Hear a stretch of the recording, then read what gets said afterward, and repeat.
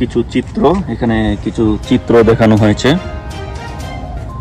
মানে একেবারে তমতমে পরিবেশ। আপনারা যদি দেখেন, মানুষ এই যে হাত তুলে তারা যাতায়াত করছে, মানে এটা মনে হচ্ছে যে একটা জেলবন্দি অবস্থা বাংলাদেশের। হ্যালো, আসসালামু আলাইকুম বন্ধুরা, ওয়েলকাম টু। আমি আমার প্রবাসী ভাইদের জন্য একটা উদ্যোগ নিয়েছি, যেহেতু বাংলাদেশে কোনো ইন্টারনেট এবং কোনো কিছু চলছে না, তার জন্য আমি বিভিন্ন জায়গা থেকে নিউজ কালেক্ট করে, বিশেষ করে বিবিসি, আল জাজিরার মতো নিউজ চ্যানেলগুলো, অথেন্টিক নিউজগুলো আপনাদেরকে দেওয়ার চেষ্টা করছি। কারণ বাংলাদেশে এই মুহূর্তে কোনো টিভি চ্যানেলেই আপনাদেরকে ইন্টারনেটে দিতে পারতেছে না। তার জন্য আমি হচ্ছে যে অথেন্টিক কিছু নিউজ কালেক্ট করে আপনাদের সামনে করছি। আশা করি আপনাদের ভালো লাগবে। সাবস্ক্রাইব করেন আপনাদের। নরসিংদীতে কারাগারে হামলার পর পালিয়েছে 8 শতাধিক আসামি। গতকালকে আমরা শুনছিলাম যে 100-র মতো আসামি পালাইছিল, এখন এটা দাঁড়াইছে 8 শতাধিক। আর এটা হচ্ছে যে নরসিংদী কারাগারে হামলার পর সেখানে 8 শতাধিক কারাবন্দী পালিয়ে গেছে বলে কারা কর্মকর্তা জানিয়েছে। বিকাল 4:45টার দিকে হাজার হাজার মানুষ নরসিংদী কারাগারে হামলা চালায়। এরপর তারা কারাগারের দরজা ও লক আপ ভাঙতে শুরু করে 826 জন কারাবন্দী পালিয়ে যায়।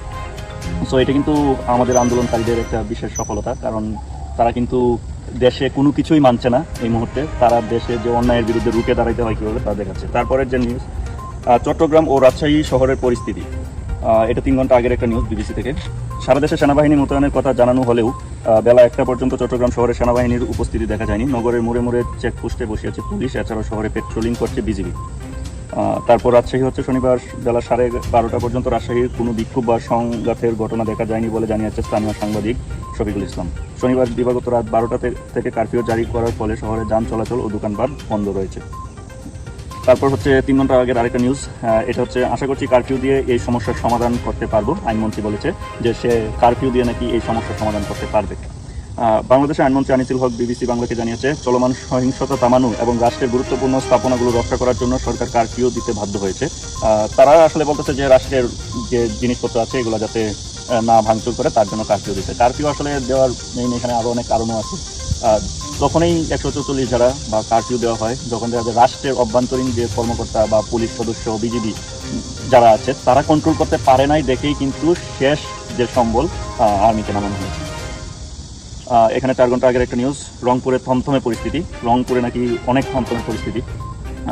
এখানে বলা হয়েছে, কারফিউ জারির পর শনিবার সকাল থেকে রংপুরে থমথমে পরিস্থিতি বিরাজ করছে। রংপুরের প্রধান সড়কগুলোতে টহল দিচ্ছে সেনাবাহিনী। সেখানকার প্রধান সড়কে যান চলাচল দেখা যায়নি বলে জানান স্থানীয় সাংবাদিক ও শাহরিয়ার মিল।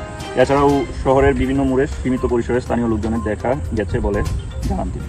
তারপর 4 ঘন্টা আগের আরেকটা নিউজ হচ্ছে, ঢাকা নারায়ণগঞ্জ লিংক রোডে গাড়িতে আগুন। 5 ঘন্টা আগের আরেকটা নিউজ, কোটা আন্দোলনের অন্যতম সমন্বয়কারী নাহিদ ইসলাম আটক হয়েছে। নাহিদ ইসলামকে সকাল 10টায় তাকে আটক করা হয়েছে।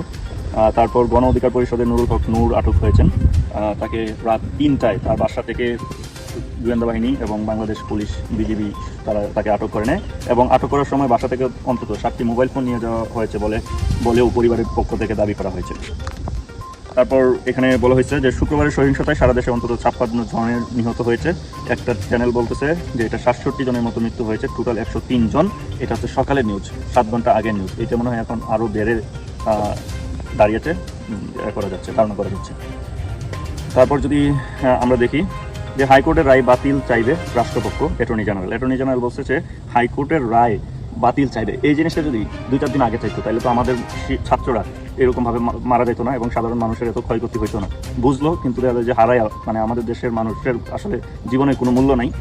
মানে এখন বলতেছে যে হাইকোর্টের রায় বাতিল চাইবে রাষ্ট্রপক্ষ কি এটা আর কিছুদিন আগে চাইলে পারতো না? কারফিউ চলছে শনিবার ঢাকার কিছু চিত্র, এখানে কিছু চিত্র দেখানো হয়েছে। মানে একেবারে তমতমে পরিবেশ। আপনারা যদি দেখেন, মানুষ এই যে হাত তুলে তারা যাতায়াত করছে, মানে এটা মনে হচ্ছে যে একটা জেলবন্দি অবস্থা বাংলাদেশের। তারপর এখানে গাড়িতে আগুন দিয়েছে ছাত্ররা।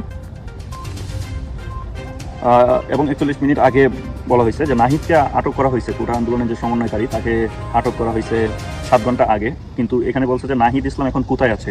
কোটা আন্দোলনের অন্যতম সমন্বয়ক নাহিদ ইসলাম আটক হওয়ার পর এখন পর্যন্ত সে কোথায় আছে সেটি নিশ্চিত হওয়া যায়নি, এখনও নিশ্চিত হওয়া যায়নি।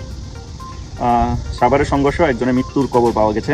শনিবার 47 মিনিট আগে একজনের মৃত্যুর খবর পাওয়া গেছে। শনিবার দুপুর 12:30 থেকে 2টা এই সময়ের মাঝে সাভার বাসস্ট্যান্ড এলাকায় পুলিশ ও ছাত্রলীগ কর্মীদের সাথে আন্দোলনকারীদের সংঘর্ষ হয়। পুলিশ ও ছাত্রলীগ কর্মীদের সাথে আন্দোলনকারীদের সংঘর্ষ হয়, মানে তারা এক পক্ষ আর হচ্ছে আন্দোলনকারীরা আরেক পক্ষ। নতুন বাজার, বাড্ডা সহ প্রগতি সরণিতে যে চিত্র দেখা গেছে, সব জায়গায় থমথমে পরিস্থিতি। এই যে এই চিত্র দেখিয়েছে, শুধু পুলিশ বাইরে, ঘুরপাক করছে, কিন্তু আন্দোলনকারীরাও আছে, থমথমে পরিস্থিতি বিরাজমান। বিএনপির নেতা নজরুল ইসলামকে আটক করা হয়েছে। বিএনপির নেতা নজরুল ইসলামকে আটক করা হয়েছে তার বাসা থেকে। এর জন্য বিএনপির চেয়ারপারসন প্রেস উইং থেকে এ খবর নিশ্চিত করা হয়। মির্জা ফখরুল ইসলাম আলমগীর ঘটনার উদ্বেগ প্রকাশ করে অবিলম্বে তার মুক্তি চাচ্ছে। প্রধানমন্ত্রীর 2 বিদেশ সফর বাতিল হয়েছে। প্রধানমন্ত্রী শেখ হাসিনার পূর্ব নির্ধারিত স্পেন ও ব্রাজিল সফর বাতিল হয়েছে। শুক্রবার পররাষ্ট্র মন্ত্রণালয়ের পক্ষ থেকে এই ঘোষণা এসেছে বলে জানিয়েছে প্রধানমন্ত্রীর ডেপুটি প্রেস সচিব ইমরুল কায়েস। তিনি জানিয়েছেন, কোটা সংস্কার আন্দোলন নিয়ে দেশের উদ্ভূত বর্তমান পরিস্থিতি বিবেচনা করে প্রধানমন্ত্রী এমন সিদ্ধান্ত নিয়েছে। তো এই হচ্ছে দেশের পরিস্থিতি, আপনাদেরকে জানানোর চেষ্টা করলাম। বর্তমান অবস্থায় অনেক কঠিন পরিস্থিতি। ইন্টারনেট বিচ্ছিন্ন করে দিয়েছে সরকার, পুরা দেশে কারফিউ। প্রথমে শুরু হয়েছিল ঢাকা বিশ্ববিদ্যালয় থেকে আন্দোলন। এই আন্দোলন পুরা বাংলাদেশে আরম্ভ হয়ে গিয়েছে।